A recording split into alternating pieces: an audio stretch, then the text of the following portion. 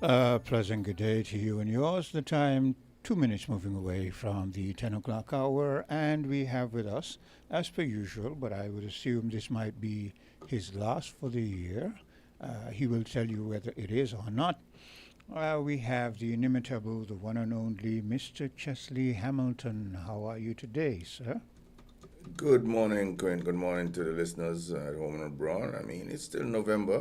I don't mind doing one more show in December Okay. to answer that question. And just before Carnival and just before Christmas, and wish people all the best for the New Year when it comes. So I don't mind doing another show in December. Okay, I'm sure Um, everyone is glad to hear that. and let me say a pleasant good morning to those listening wherever you are in the world, and to say that I'm here this morning. I don't have any specific topic that I wish to speak about. Somebody might wish to speak about the St. Vincent election and the St. Lucia election, which is coming. Other people will wish to speak about CARICOM and what's going on there, and the issues of other sister parties campaigning or being on the ground, and other ministers of government going on platforms or prime ministers on other platforms. And other people may wish to speak about something more local. And I had promised to speak about agriculture and some of the things that were happening. I see the government came out and said that they secure some feed for the chickens and for the animals. And they're going to allow the private sector, but the government is not exiting altogether the market of supplying for the farmers and in agriculture. And see the government sort of responding to some of the things that are raised on Inside the News, which is good. Um, and I was listening to WinFM, and we spoke about the environment and the plastic and conservation and things like that. And I was able to hear someone from the government side of things in here during the week, if it's not this week, last week speaking about the environment and what they're doing for conservation, etc. And they are speaking of conservation, but I'm not yet to see the evidence of conservation, especially when it comes to water. There's someone who said that we don't have a water problem, we have a water conservation problem, a water catchment problem. And therefore, when you say things like that, people don't want to face the truth. We have a lot of rainfall, we have a lot of fresh water, but what we're doing in order to house that water and pipe it to where it needs to go, that is the bigger problem. We're not digging sluices, we're not building enough reservoirs and tanks, and we're not making sure that our houses are built with cistern or the black tanks and so on as a requirement, even if it means getting some tax incentive or credits in order to do so. So the evidence, I'm not even going to say the jury's out. The evidence just isn't there. There is no case that is being put that we are indeed serious about conservation and the environment. So the issue of banning plastic and banning plastic bags and all of this, and telling you about single-use plastics, um, I'm not telling you that some of these things are not ending up in the environment and ending up in the ocean, but plastics in and of themselves is not the problem. It's like saying money is not the problem is money. Well, plastics in and of themselves not a problem. Recycling of plastics may be a problem. Recycling plant and separating of garbage and these sort of things are more the problem than plastics in and of themselves. And this thing about single-use plastics, very few plastic bags are single use. You go in the grocery, you buy something and they put it in a plastic bag. The next thing you then take that plastic bag and put it in your garbage bin, and then you throw it out or whatever you do. There are different ways of using and reusing plastic bags as opposed to just using it from the grocery store and that's the end of it. So I'm not convinced. I'm not convinced. I'm not convinced. I'm not even going to say the jury's out. I'm simply saying there is no evidence that we are serious about this thing other than following because of our funding agencies. It's where the money. Follow the money and you get the reasons behind the policy.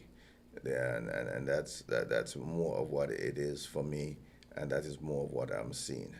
If you're serious about sustainable development and island state, um, you would be more concerned about the environment and the cutting down of trees or planting of trees and the issue of using more paper and all of those things. So when you're using more paper bags and more paper containers and so on, that is affecting the environment and the trees and the oxygen, and the only thing that takes the carbon dioxide out of the air and so on. So you'll be more concerned about the environment and the planting of trees than you would be about multiple use plastic. So I'm basically saying I don't even think the jury is out, but somebody just isn't making the case. And the burden is on the government to make the case. The burden is on them to make the case. Somebody just isn't making the case. They're not rising to the standard of making the case as to why they are implementing this policy. Something is amiss, something isn't adding up, and I'm asking them to come good and come clean with the people as to why these things are not adding up. It doesn't seem to me as if though they feel they have to come with any uh, examples or reasons. It seems to me that within our region, our governments just feel they do what they do.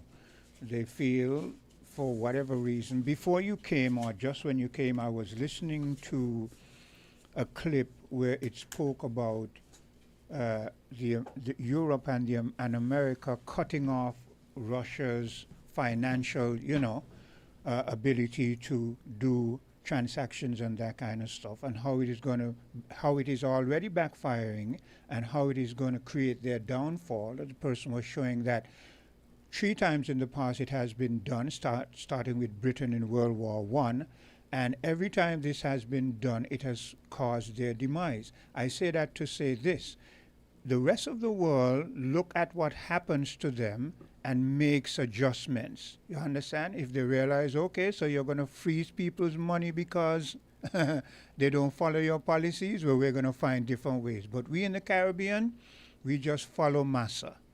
Massa says jump, and we jump. And if you say to our leaders, but why are you doing it? They say, well, America is looking out for our interests and blah, blah, First blah. world, first world. That's what Yeah. I started talking about. First world. We're in the third world. Yeah, I'm not surprised. Look, we went to university and we are educated many times in some of these metropolis. And if you're educated in Europe, you get a Eurocentric education more often than not. If it's in the United States, that's what you get. I can't say to you what sort of education you get if you go to UE or you're educated in the Caribbean. I don't know where the emphasis is or what it is on. I'm not educated at that level in the Caribbean, so I cannot speak to it firsthand. My education in terms of post-secondary has been in Canada, and therefore I know the difference in terms of having a Canadian education that has many times been anti-Europe and anti-American and carving away. I mean, Canada has had a foreign policy that has always embraced places like Cuba, where America has been anti-Cuba, and therefore we in Canada they speak about democratic socialism, where they have universal health care and universal education and things like that. So they know how to make a balance between social welfare net and capitalism, and they have existed as the major trading partners with the United States. They have the 49 parallel, as they call it, a border, the northern border of the United States, and the amount of trade that goes across that border. I'm just simply saying to you, that's where my education came, my post-secondary education came. So I have a different view and a different take on many of these things, coming from a small island state, going there and meeting up with racism, whether subtle racism, passive racism, or overt racism. I was there. I know what it is. So I have a I don't want to say a unique education, but I'm saying I have a different education to some of those people who were educated with an American-centric or Eurocentric education. I don't really know. I might have to do some research as to how the University of the West Indies was founded and who first began being educated there. Was it from the inception open to people of our persuasion? Those are things that we would have to research. My concern goes to the fact that it is called the University of the West Indies as opposed to the University of the Caribbean. I think that sort of suggests to me that the founding might have been European or Eurocentric, but I haven't done research on that, so I'm not sure. I think, and I've said on numerous occasions, we need to move away from this University of the Caribbean semblance, name, and change it, because we know there's no such thing as, I mean, we need to move away from University of the West Indies, sorry, and name it the University of the Caribbean or some other thing that is more fitting, because we know that the University of the Caribbean, that title in itself is a misnomer. There's no such thing as, I mean, sorry, I keep saying the Caribbean, University of the West Indies is a misnomer, because we know that when Columbus came here, he misdirected, and then the Europeans decided to take his misdirection and his error and make it a historical fact. So we're going to have to revisit that, but who will have the guts to do it? Again, it comes back to, it seems as if our leaders in this region just feel good following the traditional trends. Well, what I could tell you, coming out of coming out of the West Indies Federation, Yeah, we have two institutions that are really left, the West Indies cricket team and the University of the West Indies. So certain things are legacy. You know, yeah, I'm not at all in a position to criticize with the most depth. I'll have to really look further. I know there were agricultural schools, and they had certain different faculties, medicine, law, different the engineering, different faculties came as they grow and they advance, and we get different scholars. The arts, I know they are strong in that and so on. But it is now the University of the West Indies is ranked high as universities. yes, it has In always terms of its been. education Yeah, and its scholarship and so yeah. on now, and its research. But it has been a process, and but I do not know the extent to which the scholarship has gone to challenge world norms, and I use that phrase. Yeah, yeah. Because that is you need to be cutting edge in some things. If you told me that I know about reparations and the scholarship of Hilary Beckles, Yes. if you tell me more about even the discussion and the discourse in terms of cannabis and marijuana, that the University of the West Indies has been to the forefront or anything like that, then I could understand how it's pushing an agenda and an ideology that is pro Caribbean, pro West Indies, pro pro self-determination of a people, and that is more of what I am interested in than anything else. So a number of our We do have a caller, though. yes, and I want to call. Let me say, I want the callers to call in and bring their own topic to the Perspective, table yeah. today, more than anything else that I would like to speak about or go on. So I'm inviting the callers to bring their own things that are inside the news to the table this morning. Yeah, go ahead, caller. Yes. Good morning to everybody. Good morning to you. Good morning, my brother. Good morning. Yes, and greetings once more in Jesus Christ's name, the only Savior of sinners from the sins and from hell, to the gospel only, according to the Bible only, and the second person of the eternal Trinity. And like the continue to say, we need to become a republic, and the quicker we get to the British Commonwealth, at least in one aspect, I believe the better it will be for us, at least in one aspect. Now, three things I would like to say quickly. First of all, in the mentioning of the plastic bag ban, okay? And as the government official was saying, but this, I take an opposing side to what is popularly put forth. Now, from what I have read that the alternative bags that we are using, as they love to say, the reusable bags, and I believe the tissue bags, plastic bags are also reusable as well. But the reusable substitute bags that they're now pushing, they're not, from what I've read, they're not as eco-friendly as people think that they are. For example, there was a UN assessment that concluded that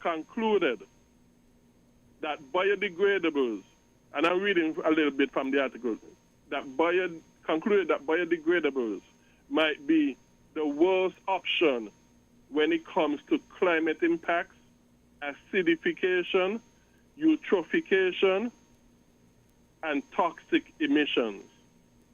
In short, they are not the eco-friendly solution many think them to be. Okay? And the article it was published, was posted. It was posted September 19, 2021. Okay? And a lot of people, even though it was posted then, as far as I know, the information still holds. These substitutes, they're heavier than the tea-bag plastics. They take more energy to produce them. They put more carbons and so in there. I have no problem with carbon because I think carbons are very important in the CO2 input in the end of sort of stuff. That's what I personally believe. I don't see it as a pollutant because plants need it, that sort of stuff. But for those who argue that it is a pollutant in the air, actually the substitute that they're pushing put much more CO2, according to the UN assessment and so on, put much more of them such in the air. Now, the article, I forgot to say what the article is. The article is entitled, "Our Planet is Drowning in Plastics, in Plastic Pollution, but several solutions are already here, thanks to human ingenuity." That is the name of the article. So actually what we are pushing is actually a net negative for the environment than the plastic, the tissue plastic bags and the other things that they're banning. And the food containers that they're now pushing is worse. They're weaker, they're softer, and therefore more things go in your food, are dissolved in your food than the styrofoam. And that sort of stuff. So that is one issue. The second issue, let me quickly try to say it as well. The second issue, I remember hearing the Prime Minister on a news item, I think it was on WinFM, and I think he had to do with a generator at the port, a new generator or something like that at the port. And in his speech he said that we're going green. They are promised to have more access to more money. I guess the environmentalists them promise our politicians, hey, you go green, that sort of stuff, you're going to have more access, easier access to more money.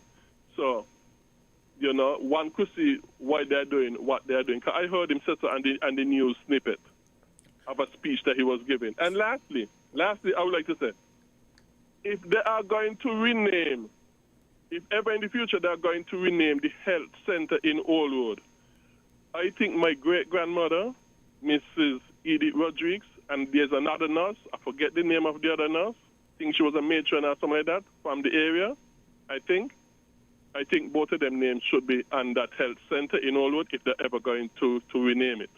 Thank you very much. Thank you for your contribution, Gregory. Follow the money. It's not just in terms of the environment. You know, technology transfer. I am concerned. I don't mind us going in a direction. But if we're gonna go in this direction, who's making the silicon, the panels? Who's making where's the technology? Who gonna make the repairs, the parts, these things? There has to be some sort of technology transfer. I want to see this sort of thing happening. If it's not happening, then it's just another snake oil dealer coming to us and saying, hey, don't buy that, buy this, because they are putting their people to work, they're employing their people, and then they have markets for their products and the replaceables, the upgrades, and we are just becoming consumers. You know, I don't want to argue about what footprint we have, how much pollution. I'm not going to argue that. I'm not going to argue that, because that's an argument that we know. We can't even give the amount of a carbon footprint as a stadium in one of these big countries. We're very small.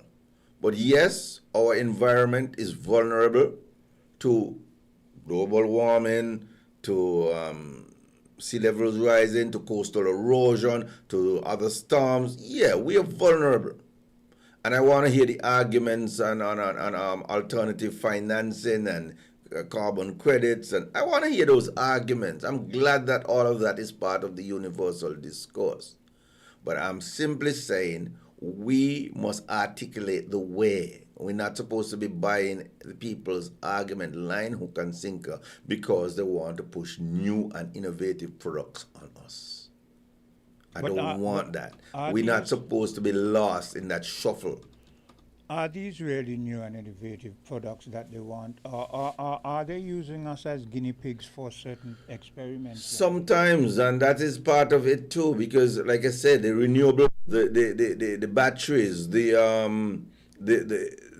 parts, the upgrades, all of these things, we're not control. We depend on it from outside as well. Whether we're going into turbines, you know, I mean, there was a wind farm in Nevis. You go up there and half of them not working. You know, because of I show parts and upgrades. You know, yeah. You're hearing about geothermal. You're hearing about renewable energy with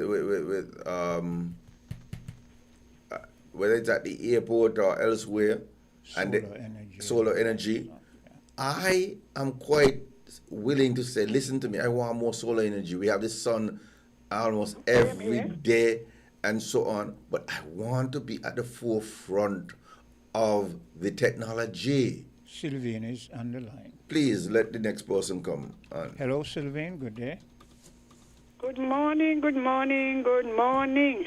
Good morning, Sylvain, and how are you? Yeah, giving God thanks. Could be worse. But you don't make no sense to complain. All you need to do, put on the TV and look at what in Jamaica. Sometimes we overrate our what troubles until you see somebody else out. I'm not complaining about No. hurricane or what happened in Jamaica. And that, I want to talk about the university. oh, go ahead. I was educated at Mona, Yes. Jamaica. Mm-hmm. I went to Teachers College, and all of the teachers at first were Canadians. Okay. But all of the examination for the teachers' certificates were from Mona. Mm. Actually, when you did your practical, they came down from Mona, from Jamaica, Mm-hmm. to evaluate you. Okay. It was mixed. Now, it depends on which campus you attend, whether Barbados, Guyana, or Jamaica. Mm-hmm. I went to Jamaica in 82, Okay. and we did a lot of, they just said up there communists, because I did economics, eh? Yeah. We studied Marxism. Right. In fact, And let me just say this, eh? Remember, my thing is that I said I wasn't in a position to critique. You understand? Because I just didn't have the information. So I'm glad I'm glad from you. So go ahead. and Push your Barbados, mic a which is little more bit away from me, conservative, it's tending to buff. they did not teach Marxism. You have a really deep voice. So Thank you. Yeah, the exams were different. Okay. Actually, when I came back, I taught Marxist economics. Okay. You know, Marxism is not taught we're not taught in America until the graduate level. Well, but it is taught, and then you had people like George Beckford with persistent poverty, Michael Ritter with small garden, bitter weed. You had the one in without government. So the whole strain was, the concept was we could change the political system. Amen. So people who came from, and Caribbean history was made compulsory. If you were a lawyer, you had to do it. If you were in social science, you had to do Caribbean history. If you were in science, you had to do it. So that you were, because I said they want, if you're going to practice, you must know the culture in which you operate. Wonderful. So there was a lot of, I remember Ritter and, his name again now. But that was the whole trend in Jamaica. So you find that the people who came out of Mona, Union, all of those people, brought Rasta and that kind of thing. There was a predominant, you were being taught to think about changing your system. Wonderful, wonderful. I mean, So I have no doubt that scholarship has come out of the University of the West Indies. I mean, most of your prime ministers from Simmons, Douglas, I mean, you know where they went. You went. I mean, I'm Kamala telling you. taught there in UWI in Jamaica. We could just keep on going. So I have no doubt that leadership and leadership qualities. I just wasn't able to speak though of the curriculum or the philosophy of the curriculum. At Mona, they're doing nuclear science. Presently? Do you know that? No. Yeah. They're doing a lot of stuff going on, you know. What I think happened, we are very modest in the Caribbean. We don't like to say what we're doing. We don't like to say what we're doing. You know that? Somebody come from somewhere, oh, I did this, I did that. And you know, stupid it. I remember But a situation with- Miss Henry, as Chesley was saying, anyone, the credence and the credibility of people coming out of the University of the West Indies is looked at highly around the world. Yes, and the education is highly valued and rated too. Yeah. Yeah. Or sometimes you pay your money to go to America, you get some, I don't want them so mean, underrated thing. Yeah. because you raise a topic.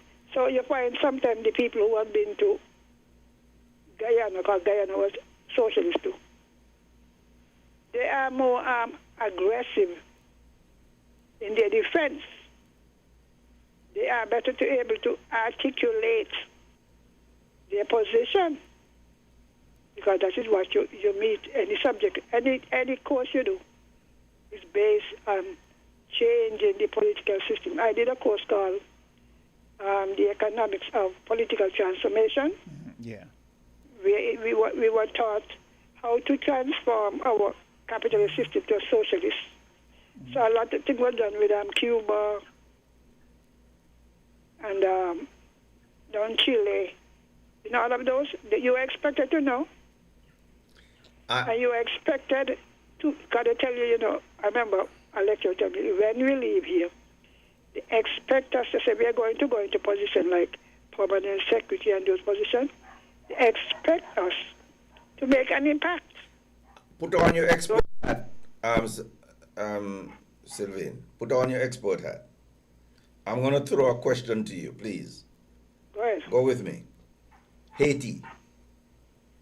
Haiti from Toussaint Louverture right up to almost today have had succession of one coup after the other, one military coup after the other.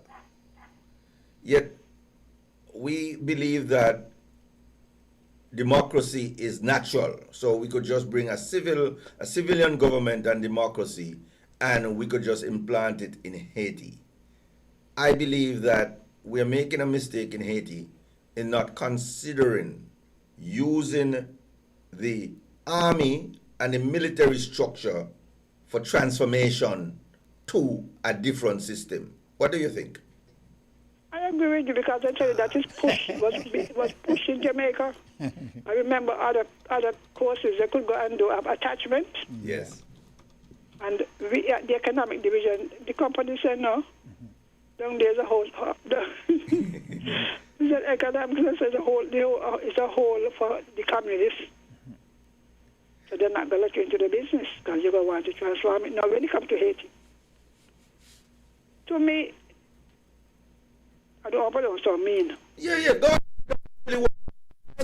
Some Haitians are too docile. They fought one time and then they put down the arm and sit down. Haiti has university, you know. I met people at IMF who attended, graduates from Haiti. But they are not the ones who would educate the people to want anything different. They're like like the Labour Party, right? No, what? Well, Labour is Labour. They don't care. They're getting somebody who they want, and that is it.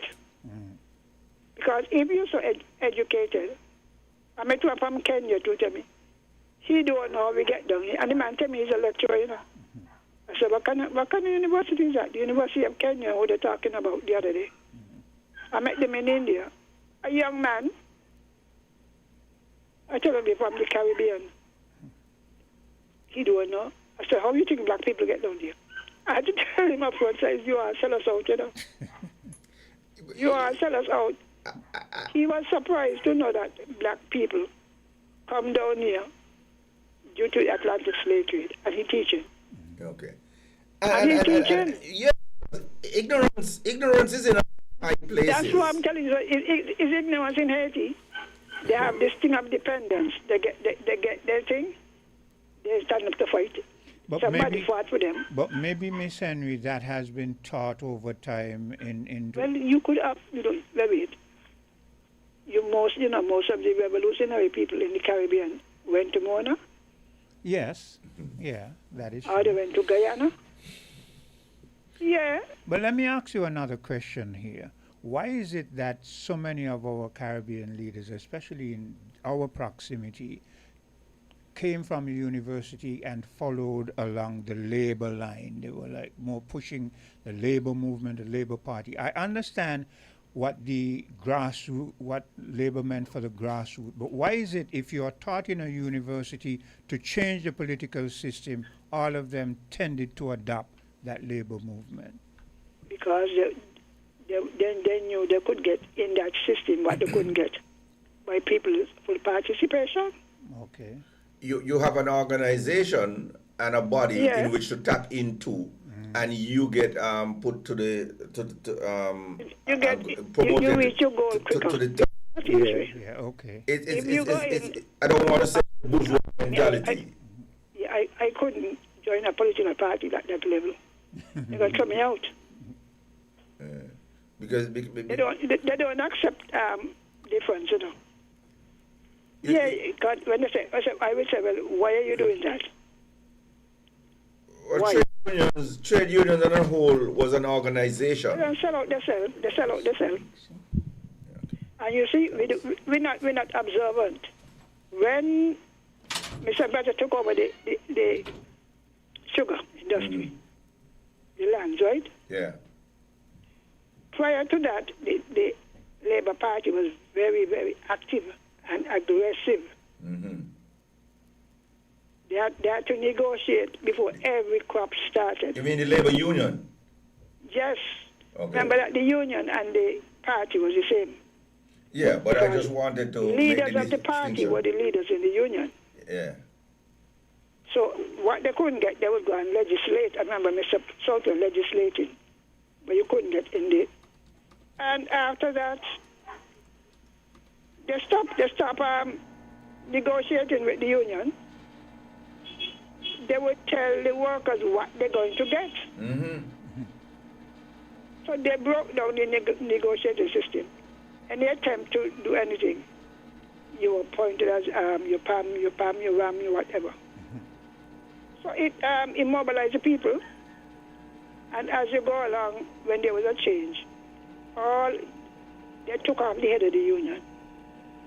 Thomas was there. I don't remember. They moved all the top people and put them in Labour Department and government service. So those who were trained to do labor, I did labor economics too. All of those who were trained in some form of representing the people, Yeah. they moved them out. Well, I have found that the labor union is not as active They don't want when it the so. when the Labour Party is in government. I'm telling you, because look at it, as I tell you. But that would be a result, as Sylvine is just stating, because they took them from where they should represent the people and put them into the government, Labour Department, governing I mean, structure. they benefited because they were getting a steady. They know when month end, they go to the treasury. Yeah. At the labor union, you depend on the Jews. Yeah.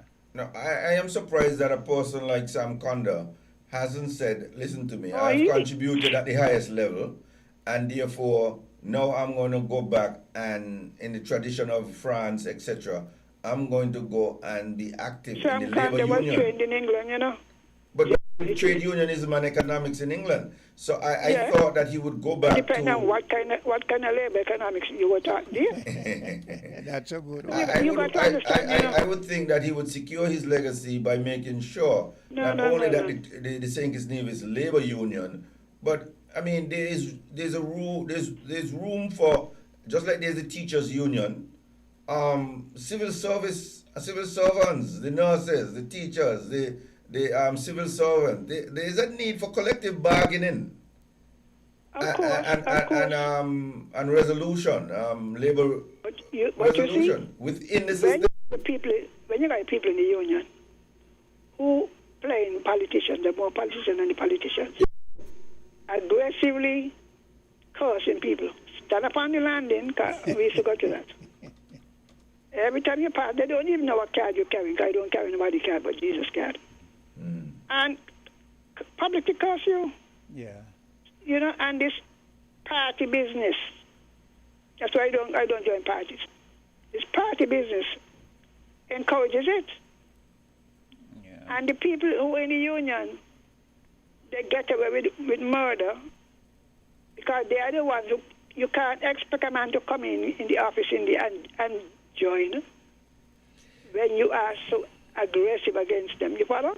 Yeah. They don't know And to then when it separate. comes to They don't separate themselves. when it comes to membership in the ILO, I mean the International Labor not the International Labor Organization or the International Labor Union, they block your membership. They don't support your membership. Well, who going up there say it? I'm just saying I that know, they don't but want no other union. You realize that in Barbados the two parties are labor parties. In Antigua, Barbados. in Jamaica, every economic activity of a union now. in Jamaica and so on. So it's just not the Labour Party alone. PNM Yeah. and the Manly and they were part of a union. JLP and PNP. Right, they are part of unions. But in Well, St. Kitts, there is a predatorial and territorial sort of thing that the St. Kitts Nevis Labour Party, Labour Union in St. Did you hear Kitts. Dr. you're talking about? I think it's last month or this month. He does not want the party and the union to separate. If you watch a thing drowning, a man drowning, the union drowning, and you can stand up and say, well, that they are something together, that kind of foolishness. If they put the interest of the party above the union, and you put people in the union holding top position who hold the same thing as the prime minister, it is dead. Are you talking about intelligent people, you know? Yeah, I see a lot of that, and I'm pro workers. I am pro the masses, but I can't. Some of these umbrella organizations they don't want you to advocate and to. Masses mean domination. No. Sylvain, my generation, we made sure that we saw the end of the labor union, because I remember as a young boy wanting a job and having to go down there in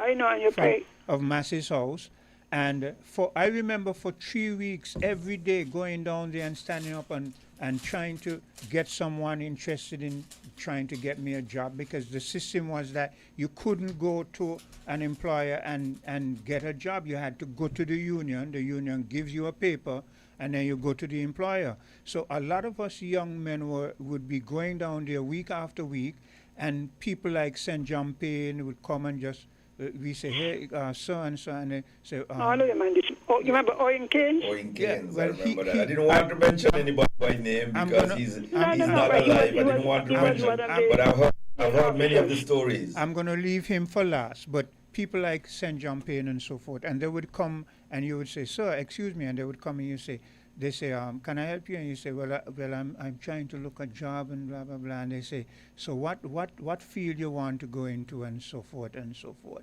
And for me now, knowing that I always wanted to go in the technical realm, I would say, well, I wanted something technical. And they would look at me like I just came out of space because, you know. That a match it for you, no? Yeah, that's it, you understand? But to Keynes now, I remember one particular time, right? I had stopped him a few times, and maybe because he saw so many different people, he wouldn't remember faces, right? Because every time I stopped him, he didn't remember I stopped him sometime before. So this day I stopped him and he said, yeah, you know, he had the gruffy voice, and he said, yeah, so what you want, young man?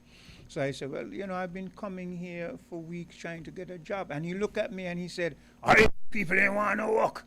Our young people didn't want to work. And he stormed off into the building. And I remember watching his back as he went into the building and thinking to myself, so this man is looking at me and putting me in a class with everybody else and decide that I don't want to work. And because they want to go in the field, the cane field. Yeah, and when it came... right? My brother used to work at Public Works. Yeah. You know, the road fixing and so. Yeah. And every week, you know, they deduct, they call close shop, right? Yes. Every week, they would deduct his money. He had a something between him and the supervisor. Yeah. He go down to the union to lodge his complaint and was told, look, you ain't a member, we can't represent you. The brother said, well, every week you are taking up my money. He said, we don't care, you ain't a member. Yeah. That is what turned a lot of people off, you know. That is what turned us off. Yeah. And so You're I'm paying glad and you get no representation. I'm glad you They did didn't that. want to, they don't even want to listen to you. I'm glad you made that point, because when it actually came a point where we had a decision whether we wanted them to take out our money or not. That is when Pam came into power, and we were given the option as to whether we wanted them to take out, and we decided Yeah, no. they give permission, yes. No, they give permission. the law really says, should the employer take out the money for the union, or should the individual pay their own dues? Yes. That was the change. So the individual had to pay their own union dues, not the employer taking it out from source. And the minute that started, that's when some of the cash flow And we decided stopped. we decided we didn't want the employer taking it out, and we weren't going to pay any because of the point that Sylvian just made. They were taking out your money all the time, and they were telling you you were not a member and no representation. Anyway, let me come off the line, so you all could continue. Yeah, but I really want you to think seriously about what I asked you about Big up Mona. Yes, and thanks for that. Producing leaders, you know. Certainly, thanks for that. All right then. Okay.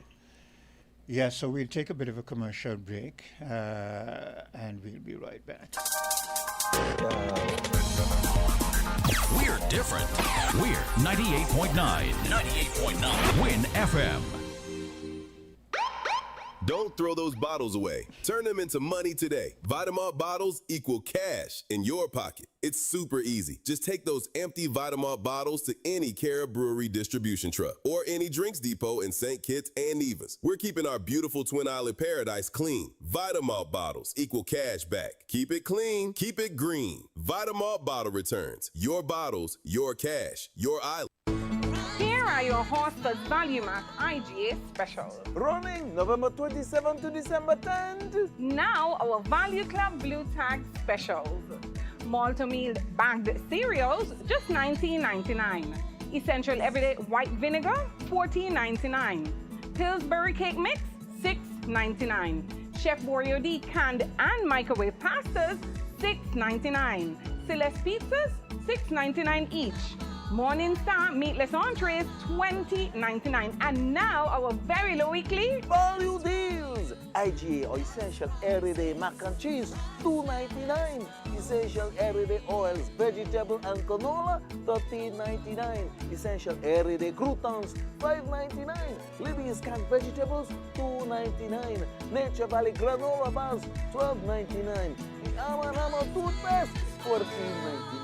Shop Smart, Shop Value Mart, tell them in Spanish. sea listo y haga sus compras aquí en Value Mart.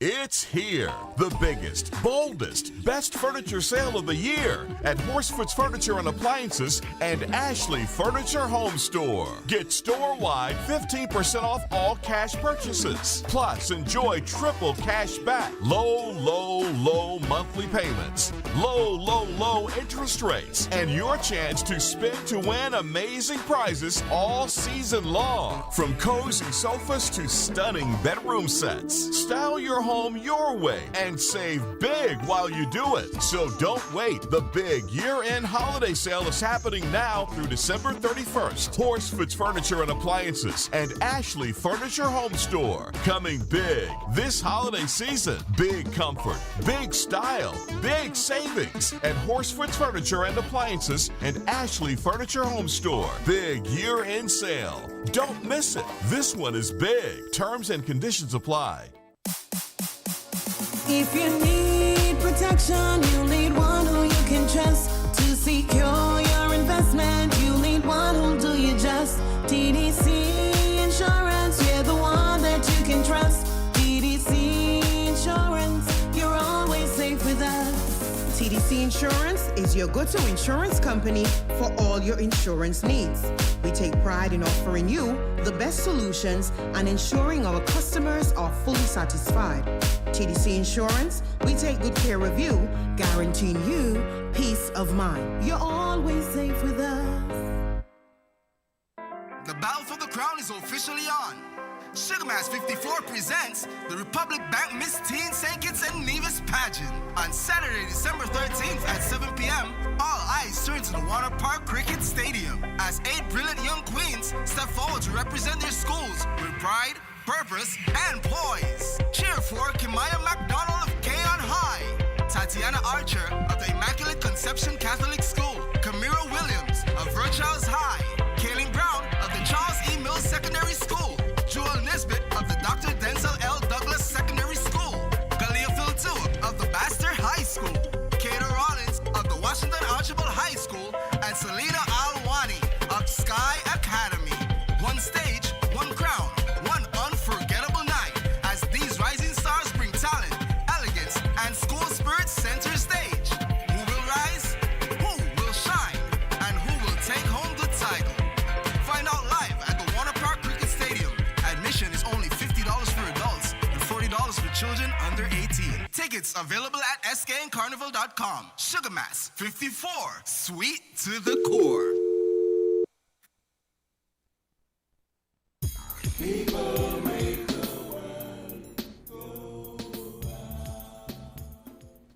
And welcome back. The time is 10:54. Let's go straight to the phone lines. Hello, caller. Good day. A pleasant day to you. How you guys doing today, Mr. Hamilton? And DJ, I forgot your name now. Me and you, we're very well. Quint. Your name just eluded me. Quintessential. Yeah. But anyway, I think the talk that you guys are having about the union, for the most part of what I heard, I tuned in only about maybe 15 minutes ago or so. I think, especially the segment with Sylvine, I think most of it is disingenuous. Okay. I'm not going to tell you why I say that. Because Sylvine is harking on the past of the union, of people who died 30, 40 years ago. Most of the structure of the union now is not even set up the same way. So I think it helps no one to talk about owing things and then people gone by. So you're saying that's another type of discussion. So you're saying that for us to remember the past or the history is disingenuous? No, if you're doing a segment on remembrance, all that kind of stuff, yes. But you see, the topic is the topic is broad. If you're trying to do the topic is broad, sir. Yeah, if you're trying to do a segment on how the union should be moving from here forward, Owen Keynes and those people should matter anymore. Let's see how we could fix it and move the structure forward. I'm for that. I agree with that. But it helps no one in this particular setting. What would you be fixing? What would you be fixing? Whatever the problem you guys are seeing that arise today. That's what I'm saying. But today. What is today might be systemic from the past. That's what we are saying. We are saying that the evolution of the union and unions in general, because I'm not being specific, I'll be in general. I will tell you this. When it comes to union, the first to come is the first to go. Because seniority is a pillar of unionism. Okay? And that's one of the reasons why I don't like unions. Okay? I love collective bargain. I love industrial codes. But I do not love unions because the first to come is the first to go. Because there is this thing called seniority and super seniority. So I don't be specific. When I critique the St. Kitts Trades and Labor Union, listen, let me just set the table for you. You told me you joined. Let me set the table for you. I'm going to let you speak. You go ahead. Let me set the table for you. When it comes to the St. Kitts Nevis Trades and Labor Union, my critique is when the St. Kitts Nevis Labor Party is in office, the St. Kitts Nevis Trades and Labor Union don't agitate and do much when the St. Kitts Nevis Labor Party is in office. That's one. Two, they are predatory and territorial in that they don't want any other union to join the International Labour Organization. And they have blocked the St. Kitts Nevis Teachers Union on many occasions from so doing. And then, lastly, when the Labour Party is in office, they don't say, well, let us try to organize the nurses or the public service or broaden our membership so that we could represent a broader, because that would be challenging their Labour government. My critique of the St. Kitts Nevis Labour Union is that when the Labour Party is in office, they go to sleep. Okay, I understand your view on that one. But I have something. Let me ask you this question. What is the number of the workforce in St. Kitts? I mean, that's a question for Social Security. Okay, I think it's estimated around 18,000, 19,000 people. See, I might tell you 20, but go ahead. Yeah, so when you reference the different unions and stuff in like Trinidad and Jamaica and stuff, those places have numbers, right? Now, I'm not saying, listen to me carefully, I'm not saying that it should not be a good thing to have multiple unions. But when you use the word like predator and stuff like that, to me, it doesn't make a lot of sense, and I'm going to tell you why. Again, within that, if you only have a 19,000 workforce, and you end up with a teachers union, a police union, a contractors union, a this union, a that union, the dues that the members are going to pay. When problems arise for those particular segment of unions, and the unions have to go and represent them, what kind of financial stability is this union is sit on to support them? And because remember, part of union dues also are supposed to come back, let's say, during a strike, to help members get to the strike. In a place like St. Kitts, if St. Kitts have 5 unions, what kind of dues you're going to ask a member to pay in order to afford them proper representation? That's like me, he's a lawyer, and I can't afford a lawyer, and I can't find one pro bono. So I can't go left nor right. Well, I think Chesley is the perfect person for you to. I think Chesley is the perfect person for you to put that question to. Well, because I love the angle that he's going. Listen, I understand Chesley's point, you know. Listen to me. I understand his point. No, but I like the angle you're going. In reality. Hold on, because numbers doesn't matter. That's what I was thinking. Okay. Numbers doesn't matter. It is like something that the head of FIFA told somebody one time. He said, if numbers matter, India and China would win every World Cup. You know, it doesn't matter. That's a numbers. No, I'm just letting you know. No, numbers. That's foolish. Caller, let him. Caller. Listen to me. Yeah. Numbers doesn't matter, because 5,000 people in a place like St. Kitts with per capita income higher than a lot of people whose per capita income is low might be able to pay more money than 20,000 or 40,000 people. So numbers is not the issue. The issue is representation. Representation. And the quality and the standard of living. That's what it is. So let me bring it home to you with evidence. because like I said, I love the question. In 1983, I moved a motion to form the Police Credit Union. Me, Chesley, O'Neill, Hamilton, 711 Hamilton. I was the one who put the motion on the floor. Because Stanley Franks brought someone from Guyana that had a welfare association and a credit union in Guyana to speak to us. No police officer, you hear what I said? No police officer voted to form the police credit union. None. It was 31 recruits who voted for the credit union. And then Frank started compulsory taking out the money, it's $100 if I remember right, out of every police officer's salary every month. It was, I think, 300 police officers then. And before 3 years went by, they were able to start giving loans. Today, the police credit union is worth more than $50 million today. Way more. They have assets. I am just telling you, from a small 300 stable membership, and now it's not compulsory. You join if you want, and you don't join if you don't want. And it has now expanded to the army, etc. Hold on. Just let me finish the point. Go ahead.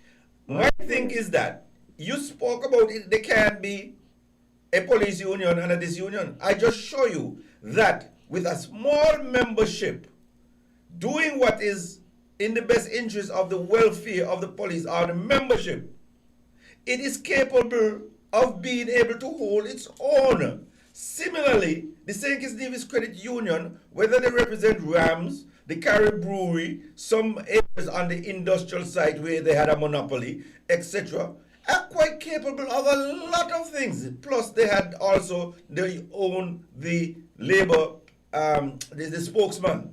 Right? They're quite capable of a lot. And I'm simply saying, with their activism, and if they get the proper legislative framework for closed shop and so on, they would be able to organize not only nurses, but the public service and other things. But even that, the Labour Party doesn't want the Labour Union to be that active when they are in office. That is my point. Chelsea, I understand all of that. But what I'm saying, again, the analogy you make, the two analogies you make, to me, are null and void. Continue. Let's deal with the last one, the police credit union. You cannot machinate a credit union with a workers' union. Two different things, because one is a financial instrument. And credit union, when they collect fees, invest the fees to get more return for their money, so they could have more in the kitty than they were originally put in. And that's where you're wrong. A union don't necessarily operate that way. And that is where you're wrong. That is why I told you Chesley. That is where you're wrong. Because the teachers' union in, listen to me, the teachers' union in Ontario,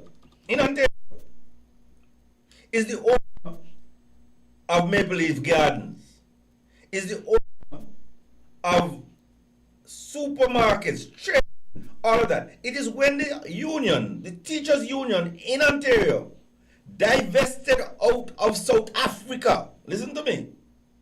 It is when the teachers' union in Ontario divested out of South Africa that apartheid began to crumble.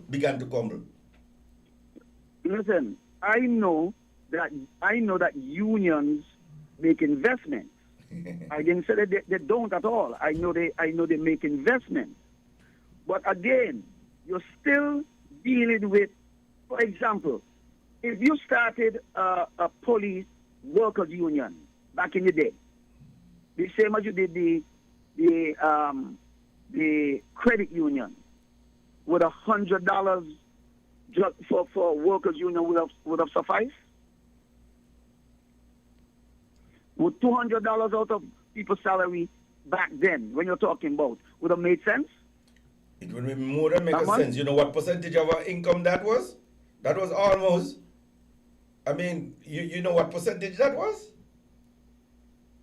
Explain to me. Tell us. How much was a police officer making a month back then? Because I know when you was a police officer, they probably only was going home with probably $1,200 a day. No. $700. Seven. So you're talking almost 30% of their income a month. Right. And between the year 1983. So what they're gonna say? Hold on. Between the years 1983, right, and 1993, 10 years. Police officer salary moved from almost $700 for constable to almost $2,000. You know which government was in office? That we know now. You know was in office? No, okay. Did you know at that moment that police officer salary was going to move within 10 years from 700 to 2,000? Did you know that? But it's No, I'm questioning you because Caller. because you're using you're playing what they call hindsight is 2020. Hindsight is 2020. That's what you're using. Hindsight. You can't use hindsight in this. Why not? That's anecdotal. Caller, are you listening? I'm listening. That is why I'm listening. that is why Chesley told you from the beginning when he spoke about per capita, right? As in comparison with other places. Numbers. Other places. Yes, but numbers are going to trump that demand. In your opinion, and I respect your opinion. It cannot be opinion. That's a fact. Really? Chesley Hamilton, hold up. Really? Hold up. Let me bring it to you. If St. Kitts is 56,000 people, if everybody in St. Kitts could easily afford to take $5 out of their pocket and put it in a till with no problem, 56,000. Jamaica has 2 point something million people. Yeah. Right? If 800,000 people in Jamaica put $1 in a till, which till have the most money? It's not about the most money, caller. It's about. Listen, Caller. you want to answer the question? That's it. He's You just. can't answer the question. That's it. We're trying to have a conversation here. Chesley told Okay, you. so answer the question then. Answer the question. Chesley told you it's about Answer the question. So Chesley told you. 800,000. You hear him? $1. You hear him? Yes, Caller. My brother, listen. Caller. Listen. Chesley, hold a while. Yeah. Chesley told you it's about representation. If you have proper if you have proper representation, even though the monies that you are speaking about, because you're making comparison with big numbers, small numbers. If you have proper representation, even though the numbers are small, this is why hindsight is 20/20 vision, because over a given period, the quality of work and so forth advances, and that stems from representation. But it's a little different too. Listen to this. You are 800,000. No, let me answer your question specifically. Your 800,000, right, might need to do work for 8 million. The $250,000 for or less for the $50,000 people might be able to do more for the little number. That's it. So it is not about the amount of money either. Chesley, you're using might. You cannot use might in that scenario. That is might. But where does might have the relevance? But what you want me to use? If you want me to use if you have to represent people, if you have with $800. You can't use might. You cannot use might. But I do not know the variables. I do not know all the variables. All of us are using The variables are simple based on what we just spoke about. But you can't imagine. Listen to me. The actual sum doesn't speak its value into you have to spend it on. It doesn't speak to its utility. It does not speak to its utility. No, Chesley, you cannot input variables. Really? Because you cannot input variables based on when you put out a scenario. The scenario is the scenario because everybody's going to have variables. What's a scenario? Everybody's going to have variables. What's a scenario? I just spoke to it. A scenario.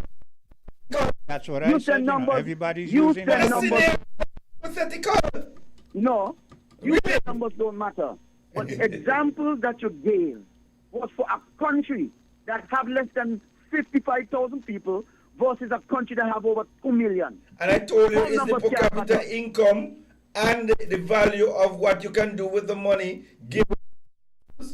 Right. That is why I brought it down. $5 to $1 input. $5 to $1 input. And That's the comparison. are you talking about $1 Jamaican or are you talking $1 Jamaican as opposed to $1 easy? $1 period. That's it. You're talking $1 Jamaican as opposed to $1 easy? No, sir. That is where you do the That's why he's not getting it, you know. We're all using Not getting hypotheticals. it. We're all It's one, using... I brought it down to $1 period, $1 US then. Ah. $1 US dollar, where everybody could move. $1 US. And you're talking $5 US? In Say it again. And you're talking $5 US in Ziggets? It's $5 no way, anywhere you put it. $5 versus $1. No. And you're talking $1 in Ziggets? You're talking $1 US in Ziggets? Listen, what I'm speaking to you is that the equivalent, whatever the equivalent would be, it would be the same. So it's the equivalent of St. Kitts putting in $5 versus in Jamaica 800,000. They're putting in $1, but it's the same equivalent. It cannot be the same equivalent. You know why? Because Jamaica's equivalent cannot be the Jamaica, $1 to $1 in Jamaica. Demand. $1 US Jamaica. They're using St. Kitts dollar. In St. Kitts it's 3 to 1. They use St. Kitts dollar. It's 5 St. Kitts dollar, and in Jamaica, it's equivalent to 1 St. Kitts dollar they're putting in. And you know what is 1 St. Kitts dollar in Jamaica? It don't matter what is one. I'm just telling you that's it the don't equivalent. matter. You see, He's you want moving, to always he's input moving. and interject. Let's Yeah. move on. New variables in it. Let's That's the move problem. on. You can't The have... equivalents are the equivalent. $5 to $1. Anyway, caller. And if St. Kitts going to be St. Kitts is the yardstick, right? So since St. Kitts is the yardstick, we are using 5 St. Kitts dollar in Jamaica to 1 St. Kitts dollar, 1 EC dollar. 5 EC dollar versus 1 EC dollar. 800,000 people versus 56,000 people. Okay, caller. We heard you. We're going to have to move. Now do your math. We're going to have to move Can't from be the this. same, man. Call, I need to stop the foolishness. Chesley, we have a caller who doesn't want to give any leeway. He's staunch on his thing, and he's not like me or you who will say, okay, I give you credence on that. He's adamant that he must go right down the middle. Quinn, the problem with the person lack of understanding, and I use that phrase, lack of understanding, is that he doesn't even understand that $5 easy, right? Mm-hmm. It is a substantial amount of money when you convert it to the Jamaican currency. Yeah. Okay? So unless he's talking apples and apples. But here, Mr. Hamilton. As opposed to apples and oranges. Here is where he lost me. Because you were using an example, and he took it all over. He took it to Jamaica, he took it there, and he was using numbers, remember? Numbers. Yeah. So he was using bigger numbers against smaller numbers. Then you try to change the dynamic and you say, well, it's not so much about numbers. It's about representation. It's about per capita and that kind of stuff. Then he says you can't bring in variables. But at the same time he's saying you can't bring in variables, he brings in a variable where it's everywhere, it's easy. The equivalent. Yeah. Right. I mean, and I'm telling him the equivalent matters. That's it. Because if you're talking U.S. money, let's deal with it U.S. I mean, $1 U.S. In Jamaica is $100 Jamaican. That might be a substantial amount of money in someone's salary. That's it. You understand? $1 U.S. in somebody's salary in St. Kitts might not be a lot of money. Yeah. You $5 U.S. might only it's just $13. Might not be a substantial amount of money for somebody's salary here. So he needs to understand what his equivalency is relating to within the very small economy or the big economy. If he doesn't understand that factor, he is going to miss the points. That's it. And if he's saying we can't bring in variables, then it means, as you were trying to point out to him, we're all using hypothetical. A scenario is a hypothetical. That's it. Even his representation is a hypothetical. It's not a factual statement because he can't say the numbers are X and the numbers are. We're all using hypothetical. And as long as we're using hypotheticals, then you're subject to bring in variables. That is why in economics they say all things being equal, A, B, C, D, E, F, G. You know, because you have to then deal with trends and variables. Yeah, yeah. So let's take a bit of a commercial break and we'll be right back. Found the sound 99.9.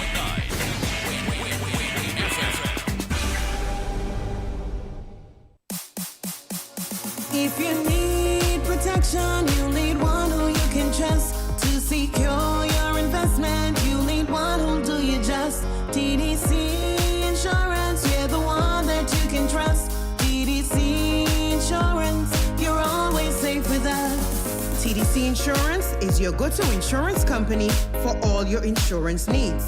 We take pride in offering you the best solutions and ensuring our customers are fully satisfied.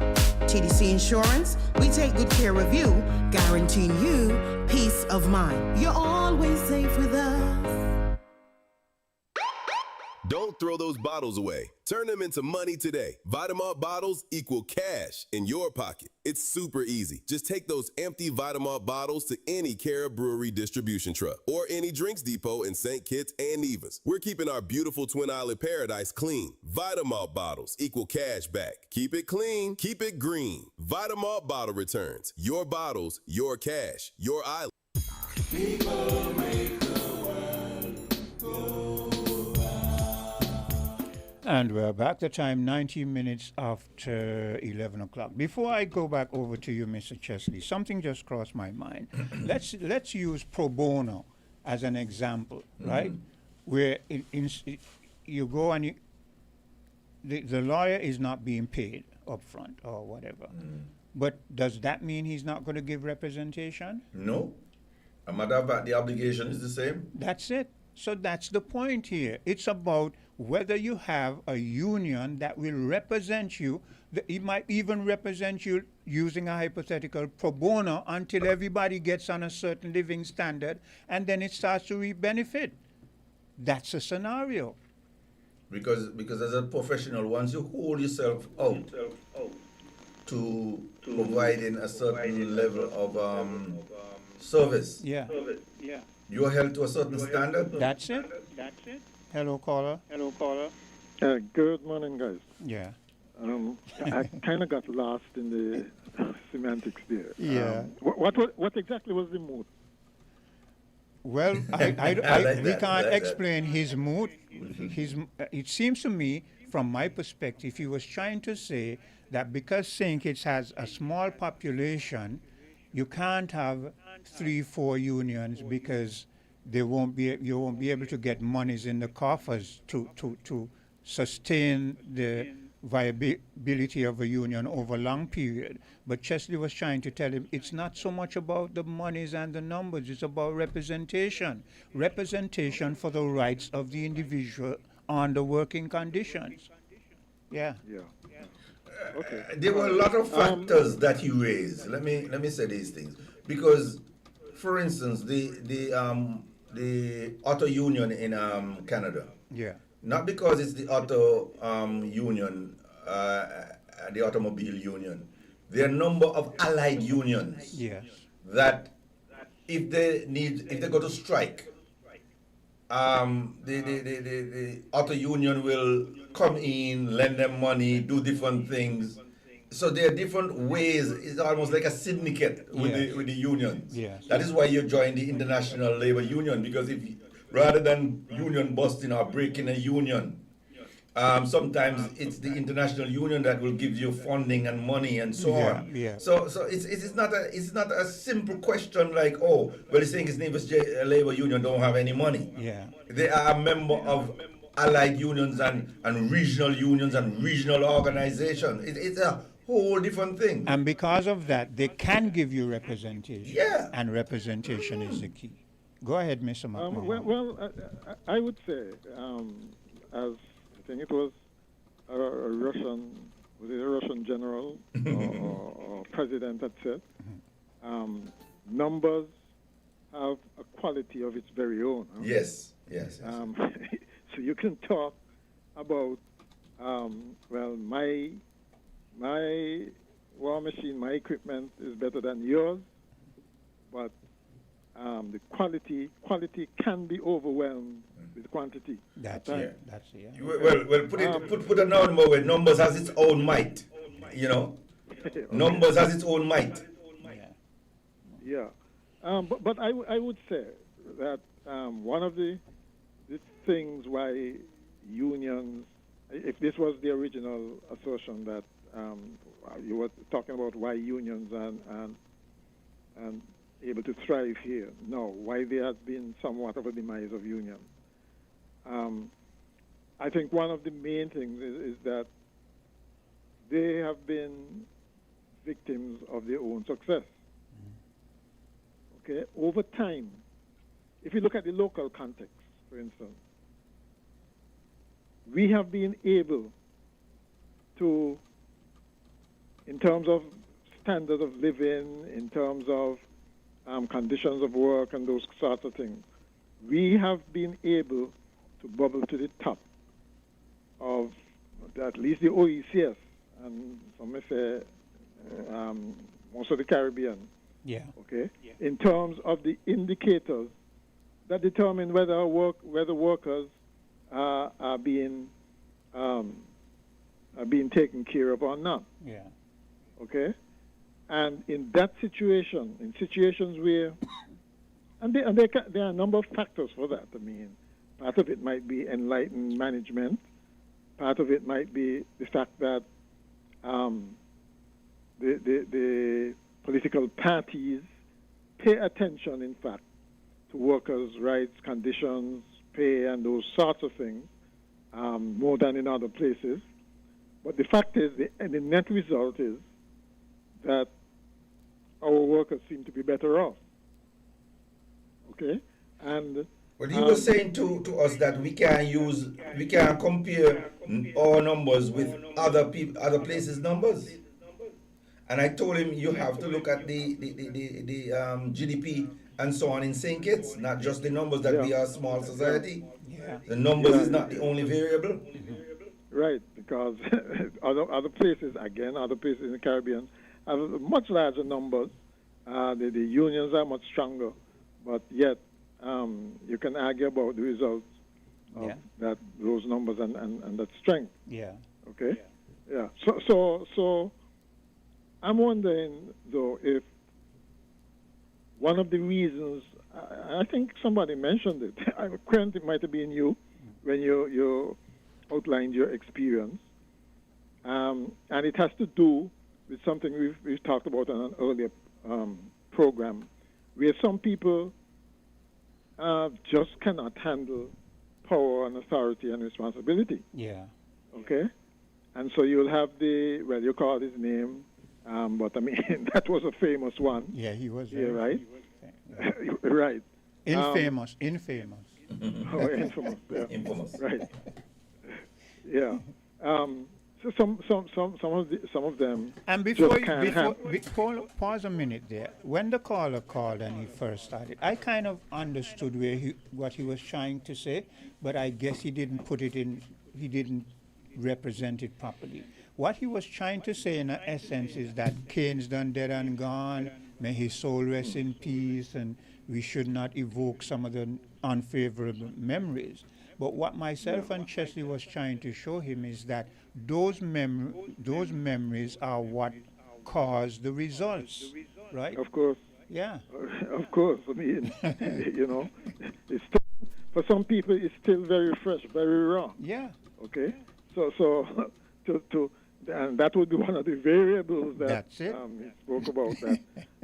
He might not want to introduce, but it does factor in. It factors in. Okay. Right.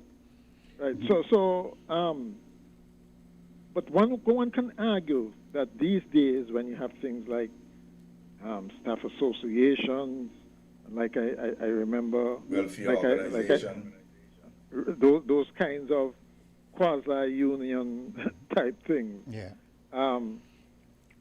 The mitigate against actually having unions. I mean, I remember working for a place here where, for instance, an ordinary line, for a better word, for want of a better word, worker can end up with an income at the end of the year because of bonus Yeah. higher than a supervisor. That's a good point. Yeah. Right. Okay. It all depended on the value, so to speak, that work might have brought to the establishment. Yeah. Okay. And the private sector is much better at establishing those benchmarks, those metrics as to how to Compensate. again, for want of a better word, grade or compensate Yeah. workers. Yeah. So in those kinds of environments, there's less reluctance for a worker. He or she just sees he or himself or herself as taking charge of their own income as opposed to depending on the collective bargaining Yes. of a union. Yeah. Right? So in those circumstances, I guess there's no impetus to form any kind of union. And in any case, this habit that developed over time where a lot of outsourcing went on, where companies didn't have to deal so much with large masses of workers, they'll segment their production lines and so on so that outside people can come in and take care of different segments of it. Yeah. That means that there's not so much a cohesiveness. Yeah. Right? And the final thing is, you realize these days, and I mean, you just have to go anywhere and think it. You realize these days that the labor market itself has changed. Yeah. You realize that it's no longer just a St. Kitts. You don't have to look for labor in St. Kitts. Yeah. That, I mean, it's almost region-wide. Yeah. Yeah. Yeah. Okay? And once it gets like that, again, it's not a matter anymore of people working, trying to feed their families, get a home, educate the children, and those kinds of things. It can shift, at least in the short term, to something like, well, let me try and save as much money to send back home. Yeah. Remittances. Yeah. Okay, and that again, in other words, you have totally different agendas among the workers. Yeah. So all those things, I think, goes against union, but the unions. But the bottom line is, as long as workers are to some extent happy, yeah, I don't think that unions would thrive because, and by the way, although we might say we are very docile here and so on, when workers see themselves as being trampled on, they stand up. Yeah. I mean, I can think of there was a case with the Parks and Beaches people. They just spontaneously, decided to protest something. I think the same thing happened with, and it's not just at that level. I think the same thing happened with some cable employees, right? They don't hesitate if they feel really aggrieved to stand up. Okay, hold a minute. Yeah. I don't want you to go off the line. We have another caller. Hello, caller. Grand Rising. Yes. Let me ask this. I started it a while ago. Yeah, but it's more or less to Mr. Hamilton. My question is, is it legal for the government to place cameras unknown to individuals for the purpose of taxation? I'm saying that because people are being criminalized. Now, let me further say this. A person, you walk by a building that has a sign that says camera or you're being watched. It is a deterrent. It is not an invitation for a person to violate the building. It tells the person you are being watched. Whatever action you take may come against you. Now I'm saying to install cameras randomly, inconspicuously, in areas unknown to commuters is setting a trap to catch people rather than deter a person in an area that say traffic. You got lot of accidents at that point. So a camera, a sign is placed saying you're being watched. In other words, you're telling the driver anything you do, say about 20 miles or 40 miles, then you're putting yourself in problems because there's a camera or whatever, so you can get a ticket. I think I put it enough. The other thing I'm asking, again, is to Mr. Hamilton. The SSV, in the case where you're giving leverage for bring in a total of 10,000 people addressing the Nevis situation, where Nevis population is just about 10,000 people. So to allow in your country any development with a population the size of your indigenous population, isn't that a danger of your people being overrun, being displaced? Because 1 to 1 is outnumbered. My question, I like a little bit of feedback from Mr. Hamilton, especially the entrapment. Thanks for your question and thanks for your input. You touched so many different things in that first question, whether it is reasonable expectation to privacy, taxation. You touch on so many different aspects. What is reasonable and what is reasonable justified in a free and democratic society? Should there be certain warnings? Should there be certain, when you come and you say that we are putting up cameras because we are concerned about safety. Could we reasonably justify that this is about safety? The burden and the onus is on the government to say, yes, this is about our policy and it's about safety. Well, where does the tax come in?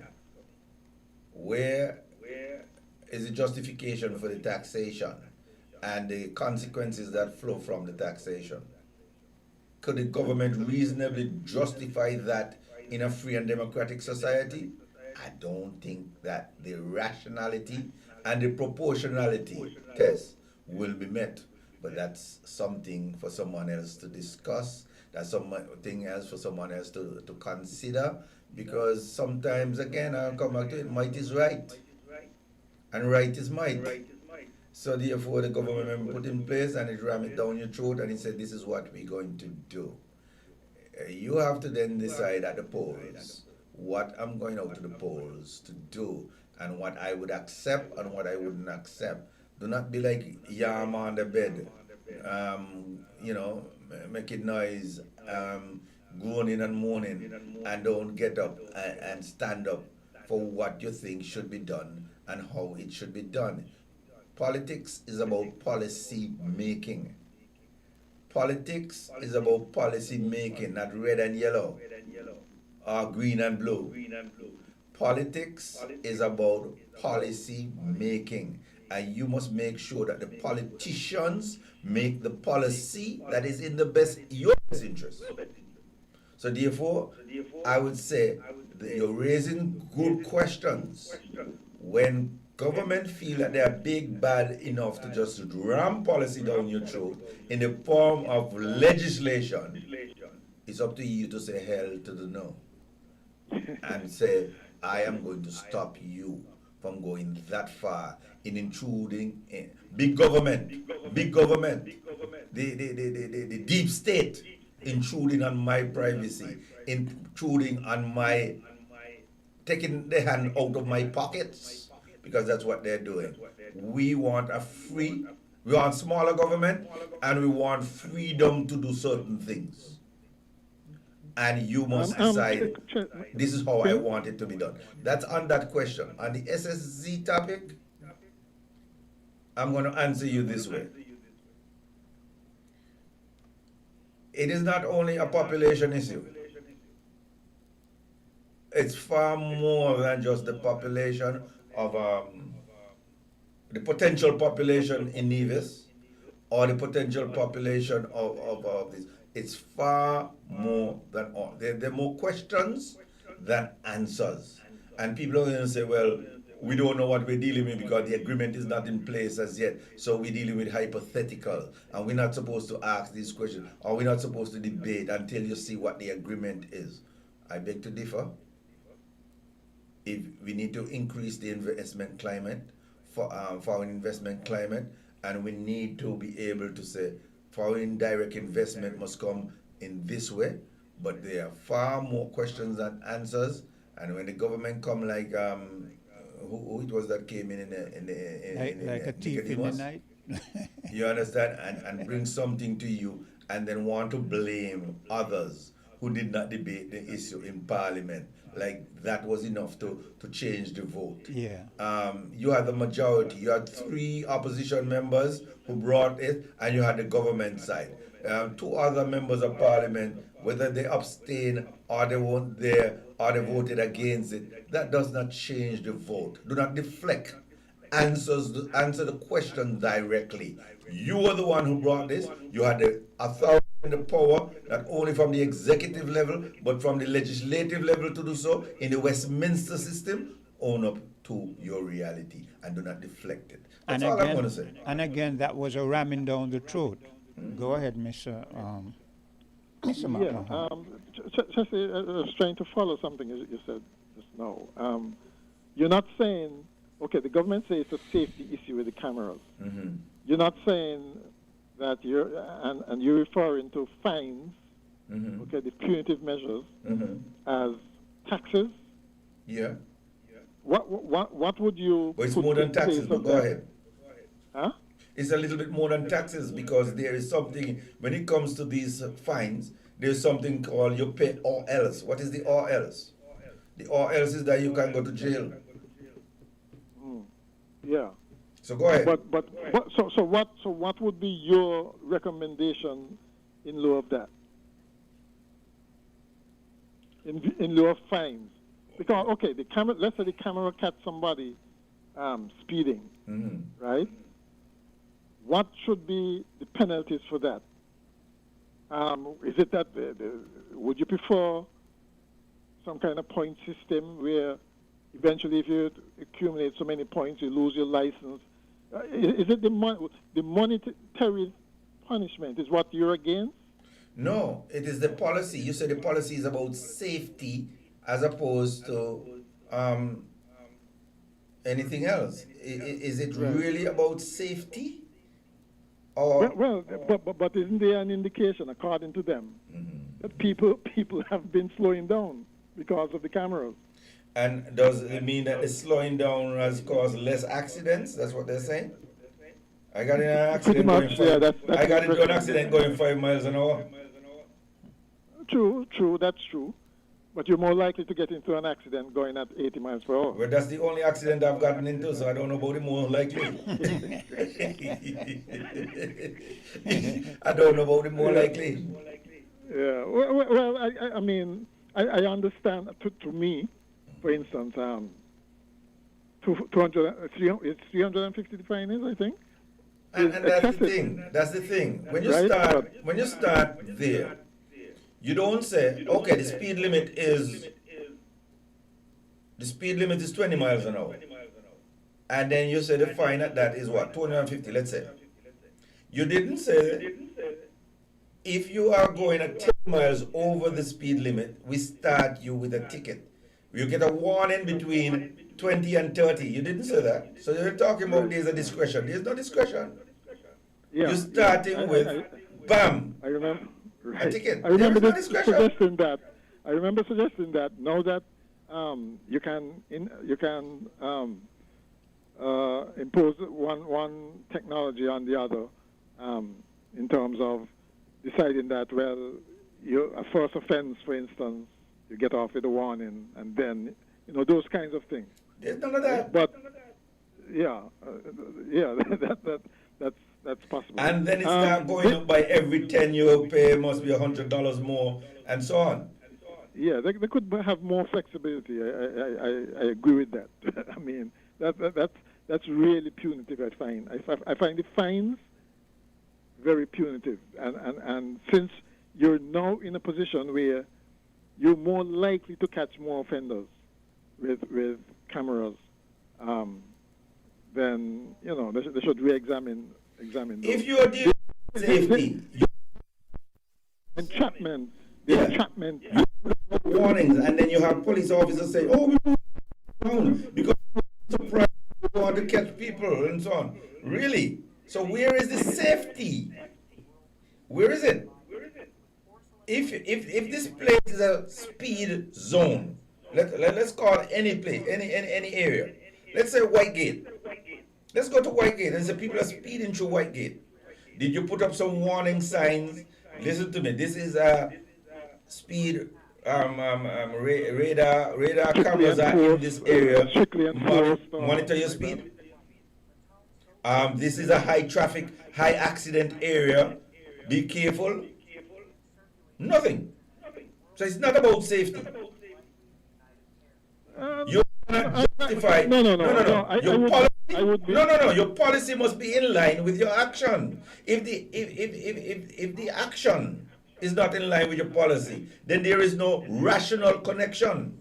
There must be a rational connection between the policy and the legislation. I agree, but Chesley, I don't know about you, but I know me personally. Yeah, go ahead. Right now that when I'm driving now, I'm very cognizant of my speed. Wonderful. Right? I don't want to have to pay $250 unnecessarily. Okay, and I suspect a lot of people might be the same. But that is the deterrent. I can deter you by putting up a billboard. I can deter you. Listen to me. I can deter you by having a flashing light. Okay? A police with a flashing light up ahead. True, that's true. Because you see the flashing light and everybody slow down by police maybe up there running a radar trap. So it's not about that. It's about revenue collection. Clean and simple. It's a tax through the back door. Well, I'm not even going to touch that. I'm going to leave that for you and Chesley to deal with. With the SSZ though, when you say it's not about numbers. It's not only. I didn't say it's not about. It's not only about numbers. I get the numbers point. Somebody going to say, but that is up to. He ain't start yet. He might only be this. I don't even want to get into the debate and the speculations of those variables, right? So that is why I just said let's move to other things. I take the point. Let's move to other things. Because that has its consequences of its own, and I could hear the comeback, but that is only in the future. That is only speculative. You know what is I could hear all the arguments. Yeah, but No, Chesley, but worse than that, worse than that, Chesley, is someone asked the Prime Minister specifically that if he is comfortable with 15,000 people in a place like Nevis. And his answer was basically, well, the proposal, any proposal that does that, would have to go before Parliament, and the limits and so on is when that is where you deal with things like the limits and so on. I don't know how reasonable it is to say that. I would imagine that if something is a threat from the outset, you deal with it in the legislation. You anticipate it and deal with it in the legislation rather than wait until other legislation comes in to deal with it. I don't know. Maybe it's okay. Let me ask. It's how things are drafted. Let me ask this hypothetical, and I'm going to use that word that you just ended with. That word drafted. Let's say architect drafts a plan for a house within a given area, and bringing the plan to the person who is paying for the plan to be done. The person sees some discrepancies in the plan that is either going to cause problems in terms of he being able to finance the building and so on and so forth. What does the person do? Does the person say, well, it's just a plan, it isn't a building yet, let's wait until the building is done and see? Or does the person say, no, make those changes now, because if you build that plan, I'm not going to be able to afford, those things, take them out. It's the same with the SSV. If it is about numbers, we know how those numbers can impact the electoral outcome, right? So should we wait until... This is the nonsense that people keep bringing that I cannot palate. Are we going to... It was in fact sidestepping the question, answering the question, because if actually the Prime Minister is between a rock and a hard place. He can, for instance,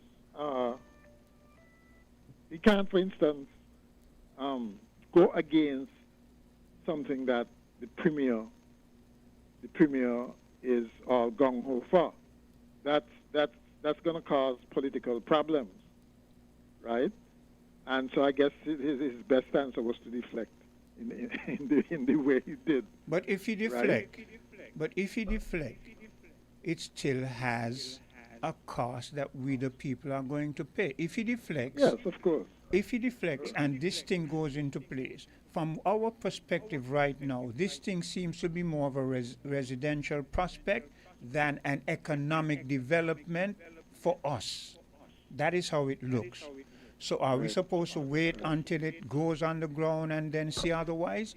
Or should some individuals in the position to make changes make changes? He's the Prime Minister. So what is he supposed to... So let me use another hypothetical. Me, you, and Chesley were negotiating, right?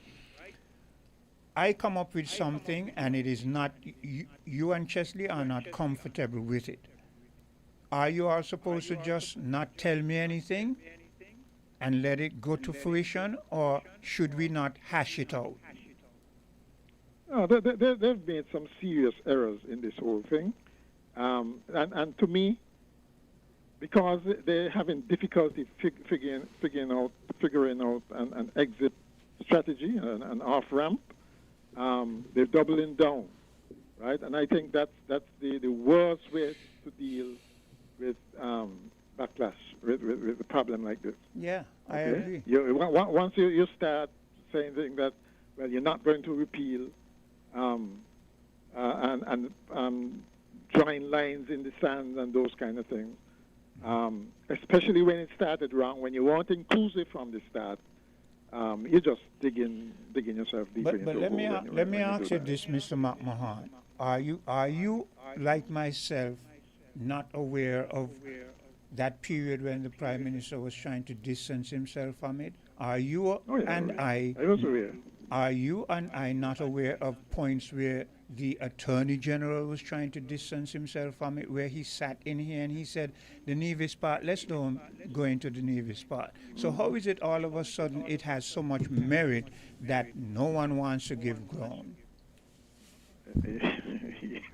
Well, again, that's why I'm talking about a rock and a hard place, right? It started badly. The rollout was terrible. It started badly from the Nevis end in terms of how the genesis of the project in the first place. You had the Brantley having to explain obvious conflict, right? And strangely enough, even the developers recognize the complexities there, saying that we excuse, and this is what he did. He excused, what call it insider trading, nepotism, conflict of interest, whatever. Yeah. He excused it by saying we're small. Yeah. You make too many excuses.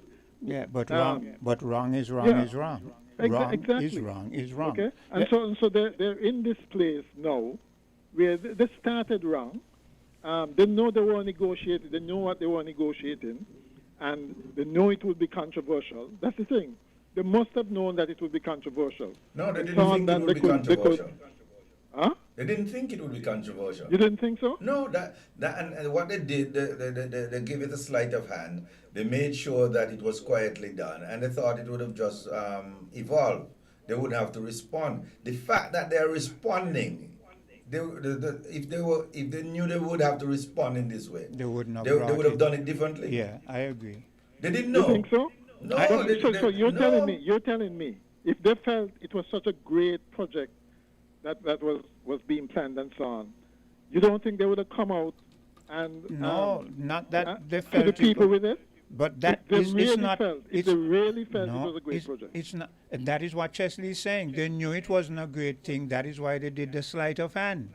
Well, that's what I'm saying. That they knew it would be controversial. Yes, they knew, and so they tried to.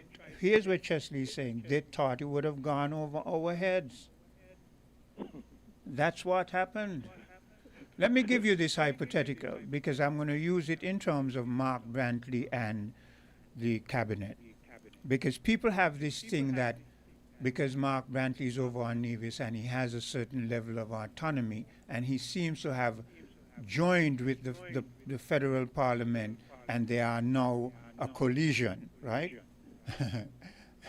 Here's the thing. So because they are a collision, so you're telling me that someone can't point out defects? I'm going to show you this hypothetical. Well, it's not a hypothetical, it's a fact. I once was employed by an individual, and he was not only my boss. I mean, he was the financing everything that I was doing. And one day he came to me and he said to me, Patrick, I have this proposition I'm going to put to you, right?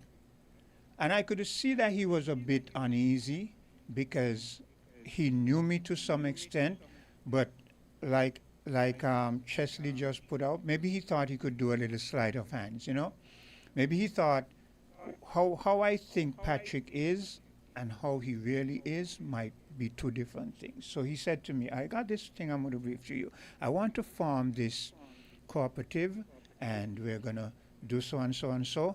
And the long story is that this cooperative going to reach out to poor people and get them to invest and so on and so forth. So I said to him, so who are going to be the people in the cooperative? There was a moment of silence, and then he looked at me and he said, just me and you. So I looked at him and I said, repeat that. He said, you could see him start to sweat slightly, right? Because me, I'm a kind of person, right? You don't just, if you're in proximity to me, you feel me, you don't just hear me, you understand? So I guess he was beginning to feel my aura. So I said, repeat that, and he said, well, no, it's just going to be me and you, and we're going to get this thing, and So I said, so you're telling me and you are gonna farm this thing, but we're gonna make the people feel that it has a number of members and it has a governing body and blah blah blah blah, and they're gonna put their monies in and so forth. He says, yeah. So I turned to him. This is my boss, you know. I turned to him and I said, you expect me to be a part of that? I'm not going to be a part of where I go into a scheme. I have myself to live with. Maybe you're comfortable with it, but I'm not comfortable with trying to scam poor people of any monies. Long story short, I did not lose my job. I still held my job. He was still my boss. We didn't agree with that endeavor because he realized he couldn't put that one over on me. But I was skilled enough to continue in the job. That doesn't usually happen, mind you. Usually the boss will say, okay, let me get somebody else.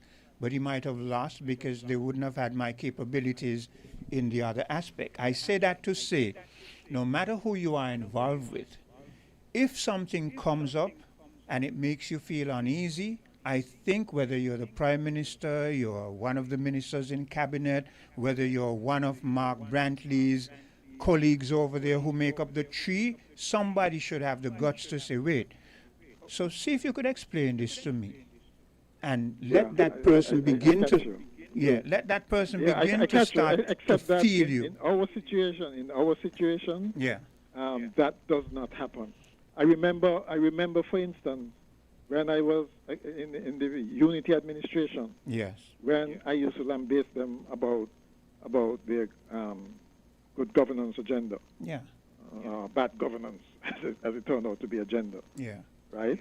I asked Brantley one time, you mean not even one of you in the parliament, on the government side, can say, man, we promised a different agenda. This is wrong. We should be getting to it. And he basically said, who said that we don't do that? Somebody don't do that. Okay. But the fact is, it's very difficult in our situation, right, for people not to follow the lead to the line. And that is what I said. Didn't I say that doesn't usually happen where a boss keeps someone? It doesn't usually happen. Perhaps it's because we respected. They don't exercise independence at all, and so on. It just don't happen here. Cabinet, and so said all of we. So the Nevis Island Administration Cabinet and the federal cabinet speaks with one voice. It's and so say all of we. So therefore, they cannot then say no. And they cannot say how many vote went. Chesley, I understand that there is this convention about once a decision is made in cabinet, you can't, speak about it? You can oppose it outside? Is that a fact? That's not necessarily true. What you can't do is to say how anybody voted. That is what the secrecy is about. Cabinet secrecy. But you could easily say, I have never supported that. I have never supported it. Especially, for instance, if you weren't even at the cabinet meeting when it was made. You say, I have never supported it. Why you can't come out of a cabinet and say, is Denzel and so and so voted for it? No. That's breaching cabinet secrecy and your oath. But he could say, I have never voted for that. Okay. Well, we're out of time. So we might still get somebody saying that they don't agree with it. Oh, I don't think so, but hopefully. Let's keep our fingers crossed. Both Brantley and the developers give them a month to make up their mind. So we'll see what happens. Let's see if we can squeeze. Let's see if we can squeeze in this caller. We have to wrap up soon. Go ahead, caller. Okay, then. Be very brief. Mr. McMahon. Go ahead, caller. Yes, it is me again. Try to be very quick. Now, talk was mentioned that about trade and labor union and that sort of stuff. Be very quick. We're over time. 1 minute over time. And we had talked about Marxism and that sort of stuff. But it is very interesting that the Marxist country, Cuba, the USSR, China, North Korea, and so on, even though they have trade and labor union, they are fully run and controlled and owned by the government, and therefore I see why during the Labour time our trade union and so was fully run and owned by the government. Marxism, fascism, socialism, communism, all them are contrary to the Bible. They are sinful. Only capitalism, free market capitalism, is in accordance with the Bible. And the Bible. Thank you very much. Appreciate it. Yeah, okay. Ms. Chesley, how do you feel when he going to say one part in, but the other part is in accordance with the Bible? You see how man put themselves on God's level? Well, boy, I'm glad that God, the disciple that God inspired to bring capitalism to this world, I just want to know if he's the 13th disciple. and I just want to make sure that I understand it and I go from there. I hope it wasn't one of those who were in the temple when he beat all of them out. Yeah. The second person in the Trinity, when he went in the temple and found them trading inside there and selling goods. Yeah. And he whipped all of them and tell them get out the temple. Yeah. So I don't know which one it is. I don't know how it is. Only Gregory can explain that one to me. That's a conversation for another day. That sounds to me like capitalism. So I'm just simply saying to you, I mean, and this is the fullness of having an independent mind, independent thought, your education of your own. You can think for yourself. You can critique anything. You can invite and embrace anything. So therefore, you're going to have a conversation in the universal discourse. I thank everybody for contributing. I hope I didn't offend anyone in terms of the debate. I welcome the discussion. It is not about me. It is not about insulting anyone. It is about having this universal debate, a bit of ideas, bringing it to the universal discourse so that we could dispense it and educate and sometimes entertain the population in all that we do and endeavor to do. Yeah. Have a good weekend. Have a good, November coming to an end, and let us welcome you in December next week, and I hope that at the end of the day we will be able to continue this discourse and interaction going forward. Thank you very much for participating, and I hope we were at least able to contribute to the understanding and the wisdom and knowledge of the audience. Thank you very much. So let me ask you this in going on. You said you wouldn't mind doing one more program. Would it be in the next 2 weeks? Yes. Okay, just wanted to be sure. Yes. So I mean, if you want it to be next week too, I thought perhaps it is all up to you. If you wanted it to be next week and done with it, I can come next week. Okay, that is why I posed it. Yeah, I can come next week because I know. And then you just enjoy the rest of it. Scheduling, I know the wife has certain things to the next week, which means that I would be free to come. Yeah, I sometimes have to smile when I hear you husbands say, that the wife is going to be doing certain things, and I have to commend you because it shows that as men we are able to compromise. We understand what relationships are, even though I'm not on your level. I'm not a spouse. You know what I'm saying? But I must commend you. I believe in consensus. I think you're a good example. I believe in consensus as opposed to compromise. I see compromise as lose-lose. I see consensus as win-win. I'll take that word. I agree with you. Consensus. Take care.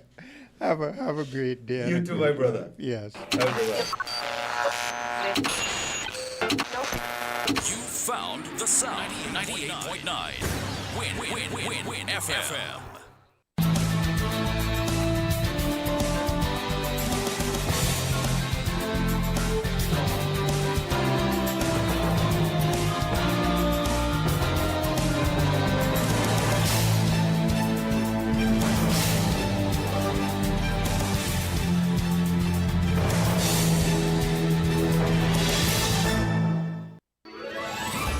Ready to make this holiday season your biggest and brightest yet? Whatever the reason, come to National Bank this season.